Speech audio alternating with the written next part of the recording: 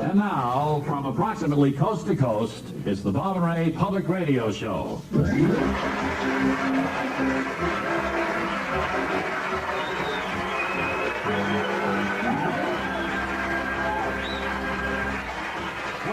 Bob, and hello, Ray. Hi, Webley Webster, ladies and gentlemen, who's in charge of our book department, our literary expert, and we haven't seen you for a long time. You're here along with some... I'm here with everybody.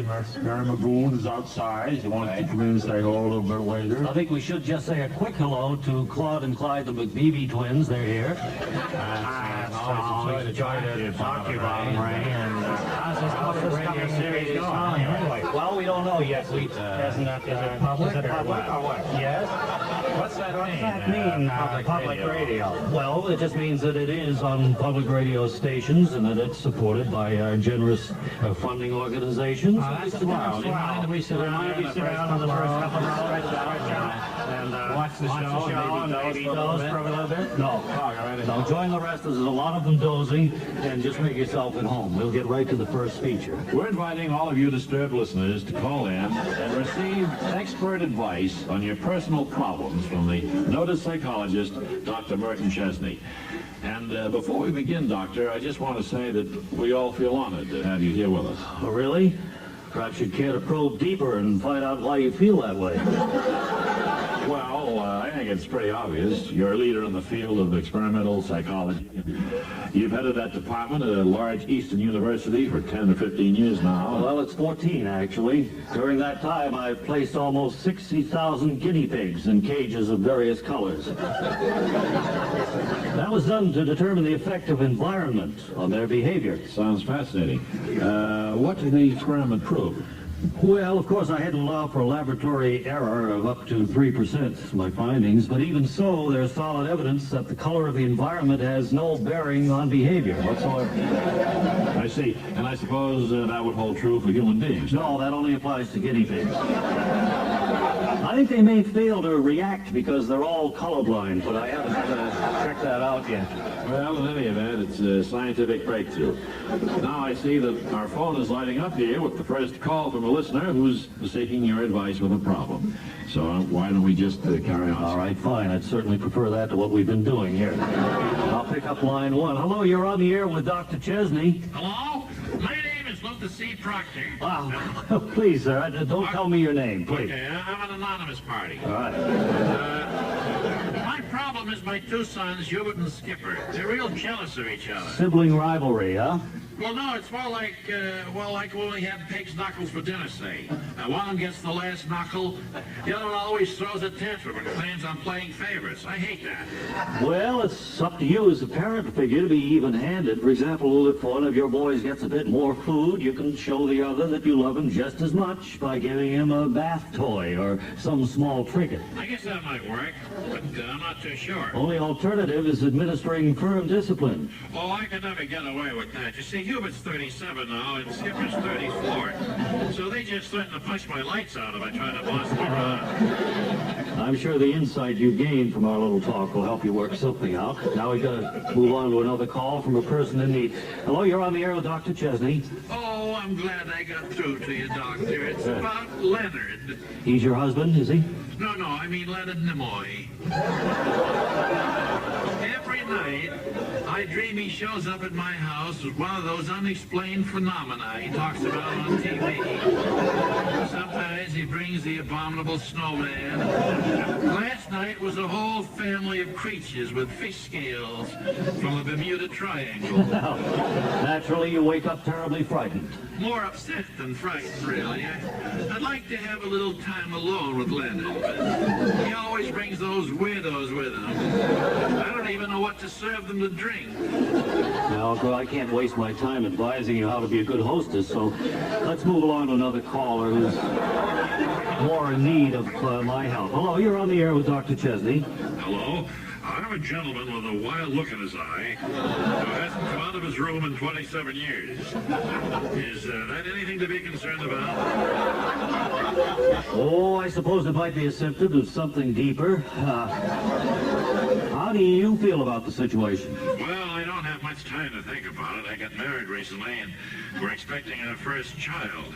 Also, my career in computer software is moving right along, and I got my golf handicap down to 3 strokes. I thought you said you hadn't been out of your room in 27 years. It's a very large room. I guess if you're happy there... I'm not entirely happy, not like a dog.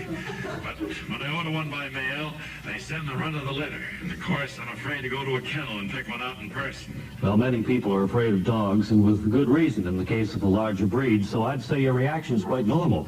And I hope I can offer that same reassurance to others at our next session. Until then, this is Dr. Merton Chesney wishing you all good luck and good emotional stability.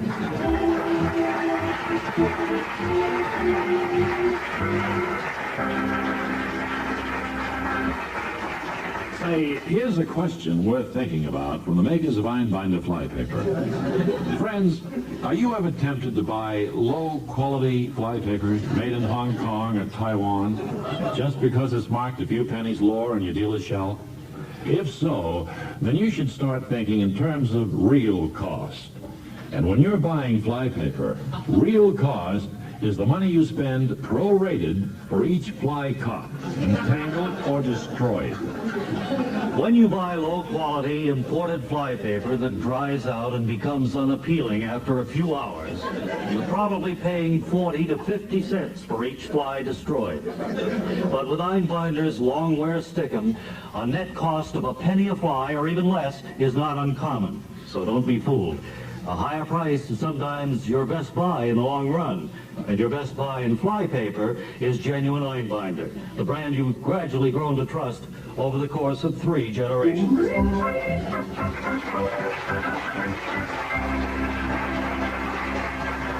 Now, once again, it's time to pick up some valuable hints for you home handymen as we pay another of our regular visits to the basement workshop of Fred Falvey, the do-it-yourselfer. Hey, say, Fred, I noticed on the way in that you built a new sidewalk out to the middle of your front yard since the last time I was here. That's right, Ray. One of the neighbors had some wet cement left over from a project of his own. He gave it to me knowing I can always find some use for material like that. And you decided to build a little concrete path partway across the yard there, eh? I had to think of something quickly that could be built with simple tools before the cement hardened. So I put in that walkway over to the bird bath. Now you can stroll across there on rainy days without getting your shoes all muddy. And so it's become just another example of better living by doing it yourself. One question, Fred.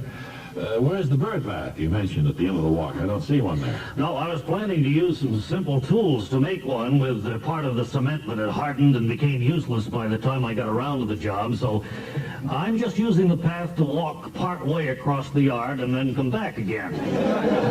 Makes a nice little stroll after dinner on warm evenings. Okay, now as you mentioned, there's no danger of getting your shoes muddy when it's raining. That's right. And so your handiness with tools is paid off again. And I know our beloved friends of the radio audience are anxious to hear about the do-it-yourself project you plan to describe this week. This week, I've chosen a do-it-yourself project for your radio audience I think is a real money saver. As you know, the price of men's shoes has gone up a great deal recently, but very few handymen realize how easy it is to make their own right in the basement workshop. Well, I think it would take more than just inexpensive equipment and a few simple tools to make anything as complicated as a pair of shoes, Fred. Well, the thing that surprises handymen is the fact that it only takes inexpensive equipment and a few simple tools to make a pair of shoes right. Well, I know it surprises me. I thought it would. Right here on the workbench, you can see a pair that I've almost completed. Of course, I began by standing on a piece of paper in my bare feet and tracing around them with an ordinary household pencil. That's to get the exact shoe size. I see, and just any ordinary pencil is good enough for that? Should be one with an eraser in case you make a mistake. Anything else is fine, except an indelible laundry marker. That can leave smudges on your feet that won't wash off. Well, that's a valuable tip I'm sure our fond listeners will want to remember. Then what do you do after you have the tracing, Fred? Well, you start by making the sole of the shoe, and for that I found that ordinary 2-ply kitchen linoleum is the best material. Small scrap pieces are quite inexpensive, and they can be shaped to the foot size with a regular number 6 household linoleum cutter. And then I suppose you can shape smaller pieces of linoleum for the heel of the shoe. No, you can't do that. See, it doesn't provide enough traction. I found that small chunks cut out of the spare tire from your car make good shoe heels, assuming the tire has plenty of tread left on it, and then I prefer to glue the rubber to the linoleum. That avoids the danger of having nails come through and punch holes in the bottom of your feet. Well, I'm sure that would make wearing the shoes quite painful. Now, what about the top part? Now, this pair you're working on looks kind of furry. Well, that's the result of another money-saving idea, Ray. Buying leather that's already been scraped and tanned is quite expensive, as you can imagine, so I just went over to the slaughterhouse. It's right here in the neighborhood. And I picked up a couple of square yards of untreated cowhide for very little. Oh, that's not fur on there. It's just like cow fuzz. Hair is what I believe they call it. And I've just stretched it loosely across the top of the linoleum here, and then glued the ends down. Next, I'm going to slit it up the middle and poke holes for the shoelaces using an ordinary household ice pick.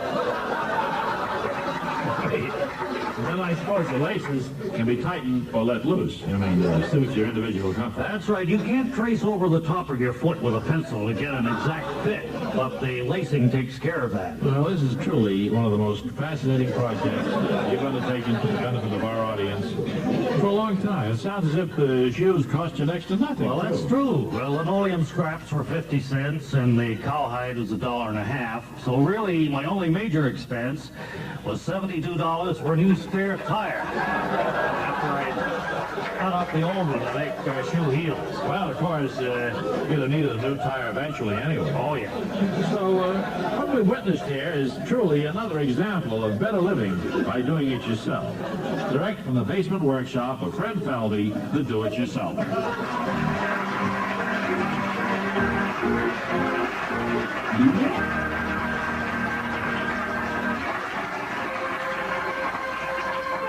And now another chapter in the endless story of intrigue as it unfolds among the socially prominent families of Gary's Summit. There in stately splendor, far removed from the squalid village below, they fight their petty battles over power and money. As this week's action begins, wealthy Agatha Murchfield is changing the chloroform on her butterfly collection in the trophy room. Suddenly, the door opens and her trusted attorney, Bowden Pardue, enters. Agatha turns and speaks. Bowden, you really should buy a new necktie. That one you're wearing has a terrible gravy stain on it. Well, this isn't gravy on my necktie, Agatha. It's the picture of a shapely young woman in a bathing suit. Perhaps you can't see it clearly because you have on your reading glasses. I suppose that could be it. I always wear this pair when I work on my butterfly collection. And I've been meaning to ask the eye doctor why they're called reading glasses when there's nothing to read on a butterfly. Perhaps you could check that out for me, Bowden. Well, that's not really a legal matter, Agatha. Is there anything else you called me over here to discuss? Yes, there is. I'm afraid that my spineless son, Rodney, has met with foul play. I haven't seen him in almost a week. Well, I wouldn't be alarmed. As you know, Rodney's fiancée, Pamela, has been trapped in deep snow near the top of Old Baldy ever since she was thrown from her horse 2 months ago. Maybe Rodney just went up there to enjoy a few days of skiing with her. No, I'm afraid it's not that simple, Bowden. Look at this crudely printed note that came in the morning mail. Let me see. We are holding your son, Rodney, in a place where he can never be found. If you want to see him alive, withdraw $9,800,000 from the bank and wait further instructions. Don't call the police. Above all, don't tell your lawyer, Bowden Pardue, or we'll wring his scrawny neck. Agatha, are you sure it was wise to show me this note? Well, of course. What a friend swore. Look, I'm just all shaken up, thinking of poor Rodney being held by merciless kidnappers. I wonder what he must be going through at this very moment. Well, that 9 of diamonds gives me gin again, Lefty. Shuffle the cards and deal them up. My mind's not on the game, Rodney. Let me call your mother and tell her where to leave the ransom money. If she ever gets wise to this phony kidnapping you've concocted, we'll both be in big trouble. Oh, stop whimpering, Lefty. You're being paid very handsomely for the risk you're taking. Gee, I don't know about that. $150 out of $9 million doesn't strike me as a very handsome payment. I'm gonna get at least $200. No chance, Lefty. I need that ransom to replace the cash I embezzled from the family business. My brother Caldwell may soon discover it's gone. Well, you might consider a couple of things before you turn me down. First of all, you're chained to that chair to make this look like a real kidnapping. And second, I'm pointing a loaded gun at you, just like a real kidnapper would. So, maybe Caldwell isn't really your biggest danger, especially if he never has the books audited. Think about it, fella. I just finished my audit of the firm's books, Caldwell, and I'm afraid I found some serious irregularities. Okay, so I didn't really spend $45 to have a business lunch with Prince Charles. That gorgeous redhead in the mailroom likes nice restaurants too, you know. I'm not concerned with your minor indiscretions, Caldwell. Look at this check stub filled out by your brother Rodney. It's for a dozen boxes of paper clips. He claims they cost $9,800,000. Now, doesn't that make you suspicious? Only for one reason, Mr. Wananoose. And what is that? At this very moment, Rodney is supposedly being held by kidnappers. And by a strange coincidence, the ransom they're demanding is exactly $9,800,000. Will Agatha pay ransom money out of her company's treasury just so Rodney can secretly put it back into the same treasury? Can Lefty's greed to obtain something he wishes he had cause him to do something he'll wish he hadn't? And what about the mysterious redhead in the mailroom? Perhaps we'll learn more next time when we hear the bank teller say, I can't let you withdraw almost $10 million from the company account, Miss Agatha. It only has a current balance of $71.16. That's next week when we resume our endless story of intrigue on Garish Summit.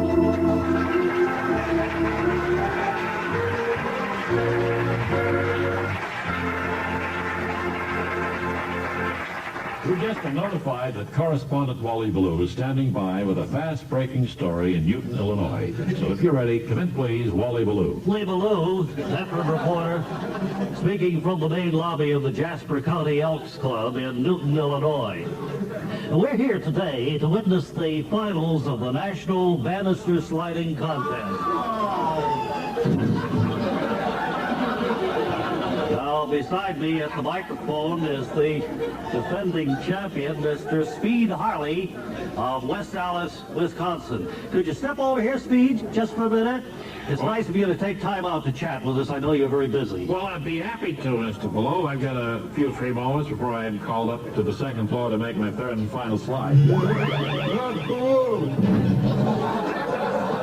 As I understand it, each contestant makes 3 slides down the long banister of the Elks Club here, and then the times are averaged out. Is that right? That's right, Wally. And I think we'll probably see a new record set here today. The banister's been very heavily waxed, and it's lightning fast. Some remarkable times are being chalked up. Well, quite a few of the contestants, I noticed, seem to be falling off the banister when they reach the first floor here. Well, we have quite a few accidents in these national tournaments. As I say, the banister's heavily waxed, and many of the contestants wear these waxed leather trousers like I have on here. See, that reduces resistance even further. They're sort of like Tyrolean shorts, aren't they? Yes. Lederhosen. Huh? Lederhosen. Tyrolean shorts, I call them, wax coated. Now, as I was saying, when you get waxed trousers coming in contact with a waxed banister, accidents can happen. And it's no sport for small boys, I can tell you that.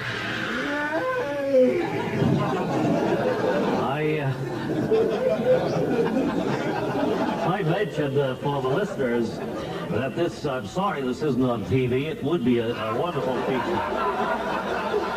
This is a particularly steep banister. It has no curves of any kind that I can see, and contestants come down at terrific speed. I notice that almost everybody comes down the banister backwards. They face the other direction as they make their descent. Well, that's standard form for competitive sliding. In an exhibition, or as we call it, fancy sliding, you may see a contestant face forward. That's particularly true on a crud banister, but in competition, when you're trying to hunch over and reduce wind resistance, you gotta come down backwards. I get it.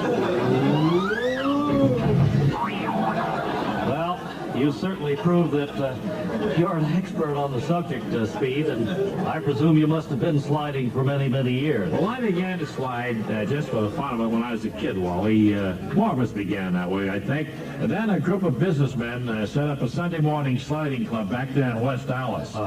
And I won several club championships there, and I've been down here for the Nationals every year since 1976. And last year, as we all know, you won the men's title. Yeah, I posted an average speed of 81 and 327 thousandths miles per hour. Now, that was good enough to win. I can understand. I notice you're pulling your goggles down now. Does that mean you're ready to go up for your third and final slide of this 1983 meet? Yes, I'm on deck now, so I'm afraid I better get going. All right, well, thanks very much for talking with me, Speed Harley, and good luck to you. Good luck. Speed is mounting the stairway now. Climbs on the banister at the top. He's raising his hand as a sort of signal to the official timer. And here he comes.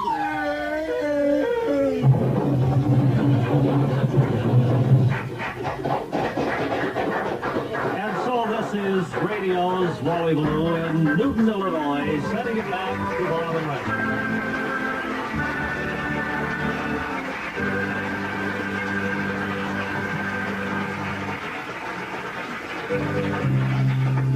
And now, the makers of Tingle, the wintergreen flavored dental floss, invite you to join us for the adventures of Elmer W. Litzinger, Spy. Hello there. I'm Elmer W. Litzinger, Spy. The story of foreign intrigue, which we have chosen to dramatize today, is one of great importance to our country. It all took place in a honky-tonk restaurant along the waterfront of Algiers. I was sent there to make contact with a native agent who had the information we needed. I waited for 3 days with no results. Then on the evening of the third day, he came in and made his way to my table. Good evening, monsieur. I am Abdul, the camel trader. Good evening. I'm Elmer W. Litzinger, Spy. Yes, I've been watching you ever since you landed in Algiers. You came, I believe, aboard the USS Wilbert Stickney. It is a very large ship. 80,000 tons displacement. One of the largest we have here in the Mediterranean. It seems to be well fortified, too. 33 big guns aboard her altogether, and the amazing thing about her is that she cruises at 19 knots. I hope you won't mind if I take a few notes about these things while we're chatting. See, 80,000 tons displacement, 33 big guns, 19 knots. That's right. She has an overall length of 423 feet. The captain told me personally that the ship will go to the defense of the Suez Canal in the event of a major war. 423 feet, Suez Canal in case of war. Would you care for part of a bacon, lettuce, and tomato sandwich? I can't eat the whole thing. No, I believe not, thank you. I heard a report down on the waterfront the other day that the Wilbert Stickney is carrying aircraft parts to Afghanistan. Oh, more than just parts. 48 complete jet engines. I have the serial numbers on the right here if you care to jot them down. Merci, you're most kind, sir. Guess you folks don't see a ship as big as the Wilbert Stickney down this way very often. No. We'll have 12 more of them in this area within the next few weeks. Oh, is that so? Yeah, I heard in the Pentagon just before I left Washington that we're going to enlarge our Mediterranean fleet. Look, here's the list of the ships we're sending over. Thank you very much. Oh, gee, I shouldn't be babbling on this way. I'm probably boring. No, not at all, monsieur. Incidentally, do you have any figures on American aircraft strength in this area. Boy, I think I've got all that stuff over at the hotel. I'd be glad to get it for you. It'll be most appreciated. By the way, do you have the information for me that my government needs so desperately? No, monsieur, I wasn't able to get it. Well, that's all right. You'll be able to patch along without it somehow. I'll send back a report to Washington tonight saying case closed successfully by Elma W. Litzinger, spy.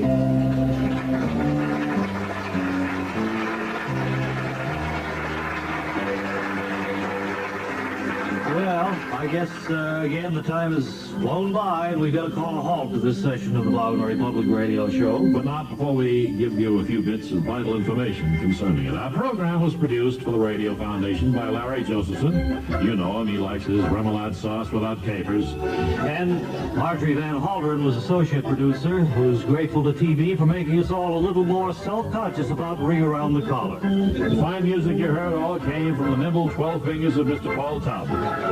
Sound effects were handled by the Paderewski of the Peach Basket, Sal Schaefer. Our technical director was Malcolm Addy. Our engineers were Mike Moran and Joe Lopes. And our production assistant was Tony Fitzpatrick. Funding in part from the National Endowment for the Arts And the Corporation for Public Broadcasting. through NPR's Satellite Program Development Fund. And now this is Ray Goulding reminding you to write if you get work. Bob Elliott reminding you to hang by your thumbs. For a free picture of Bob and Ray, send a stamped, self-addressed envelope to Bob and Ray Picture, Box 5000, GPO, New York, 10116. That's Bob and Ray Picture, Box 5000, GPO, New York, 10116.